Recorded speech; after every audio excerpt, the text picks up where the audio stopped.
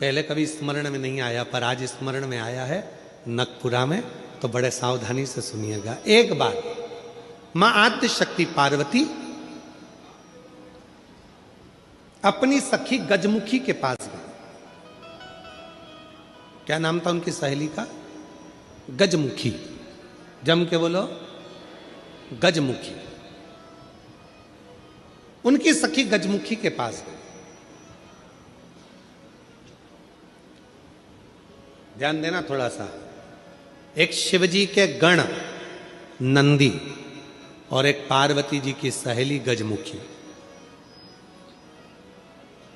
कहते हैं शंकर भगवान के गण नंदी इतने सुंदर थे, इतने सुंदर थे कि उनको देखकर अप्सराएं भी उनकी ओर आसक्त हो जाती थी। इतने सुंदर थे, इतने सुंदर। तब बाबा देवादिदेव महादेव की आराधना में नंदी लग गए। शिवजी ने कहा वर मांगो तुमको क्या चाहिए, तो कहा कि मेरा मुख बदल दो, मुझे ये मनुष्य का चेहरा नहीं चाहिए। क्यों?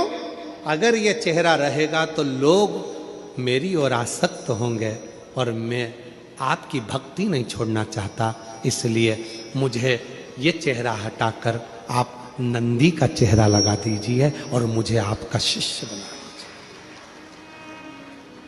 दूसरे नंबर पर है माता पार्वती जी की सहेली गजमुखी। इतनी सुंदर थी, इतनी सुंदर थी, इतनी सुंदर, जो आज के ज़माने में दिन भर इंस्टाग्राम पर और फेसबुक पर और ना जाने कौन कौन से वो सोशल मीडिया पे आप जितनी भी सुंदर सुंदर कहते हो ना, कितनी सुंदर, कितनी सुंदर, ये सब जितनी दुनिया की सुंदरता है पार्वती जी के साथ रहने वाली एक उनकी सखी गजमुखी के चरणों की धूल के बराबर है। चरणों की धूल के बराबर। इतनी सुंदर थी गजमुखी। एक दिन गजमुखी आई पार्वती जी के पास। गौरा, गौरा, गौरा। गौरा ने कहा क्या बात है, क्या हो गया? एक वर चाहती हूं तुमसे। क्या वर है? बस मैं चाहती हूं कि जब भी मैं तेरे साथ चलूं पूरी दुनिया की दृष्टि केवल तुझ पर रहे, मुझको कोई ना देखे, ऐसा वर चाहिए। पार्वती जी ने कहा इतनी स्त्री की सुंदरता तो उसके चेहरे से ही होती है और तू ऐसा वर मांग रही? नहीं नहीं नहीं, मुझे बस तू वर दे दे, ऐसा वर दे दे। पार्वती जी ने कहा तुझे जो अच्छा लगे वो प्राप्त कर ले, मुझे हाथी का मुख लगा दे। हाथी का, ठीक है। गजमुखी हो गई पार्वती जी, बहुत सुंदर थी। अब एक बार गजमुखी ने नंदी से संवाद कर लिया। बहुत सुंदर प्रसंग है, थोड़ा ध्यान देना। पहली बार स्मरण में आया इसलिए उसको सुनाने का मन कर गया। बहुत सुंदर प्रसंग। गजमुखी ने नंदी से एक बार संवाद कर लिया। दोनों की खींचातानी होने लगी।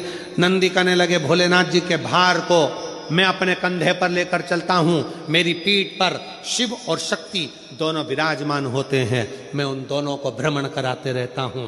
देखा मुझ में बल, मैं शिव और शक्ति को अपनी पीठ पर बिठाकर घुमाता रहता हूं। गजमुखी सुनती रही, सुनती रही। गजमुखी ने कहा रे नंदी, ये तेरा भ्रम है कि तू शिव को उठाकर लेकर जा रहा। ये तेरा भ्रम है कि शंकर भगवान तेरी पीठ पर बैठकर जा रहे हैं। शंकर भगवान को लंका का राजा रावण भी ले जाना चाहता था, पर भगवान शंकर ने अपने अंगूठे को, मात्र पांव के अंगूठे के नख को इतना सा दबाया था और रावण ने पूरा बल लगा दिया था तो नहीं उठा पाया था। जरा सोच नंदी, वो तो शंकर भगवान की कृपा है तुझ पर, इसलिए शिव जब तुझ पर बैठते हैं हल्के हो जाते हैं, इसलिए तेरे साथ चले जाते हैं। पर नंदी मानने को तैयार नहीं। जब नंदी नहीं माना तब गजमुखी ने कहा कि नंदी मेरी बात मान ले। नंदी कहते नहीं नहीं, अगर तुम कहती हो कि शिव हल्के हो जाते हैं भक्त के लिए, तो तुम ऐसा कुछ कर कर बता दो कि शंकर भगवान तुम्हारे कहने पर बैठ जाए। ठीक है, आज गजमुखी पार्वती जी की आज्ञा लेकर तब साधना में बैठ गई। शिव जी प्रसन्न हो गए। क्या बात है गजमुखी, क्या चाहती हो? इतने दिनों से तुम तप साधना कर रही हो पार्वती की, आज मेरी तप साधना? क्या हुआ? बोलो गजमुखी, क्या चाहती हो? गजमुखी ने एक बेलपत्र का पत्ता दिया और बाबा भोलेनाथ जी से कहा, बाबा मेरा निवेदन है, इस पत्ते को मैं हवा में उड़ाऊंगी, आप उस पत्ते पर क्या बैठ जाओगे? शंकर भगवान बोलने लगे, अकेला बैठूं या पार्वती को भी बैठाऊं? गजमुखी बोली, इतने से पत्ते पर पार्वती भी बैठ जाएगी? शिव जी बोले, पार्वती को बिठाऊं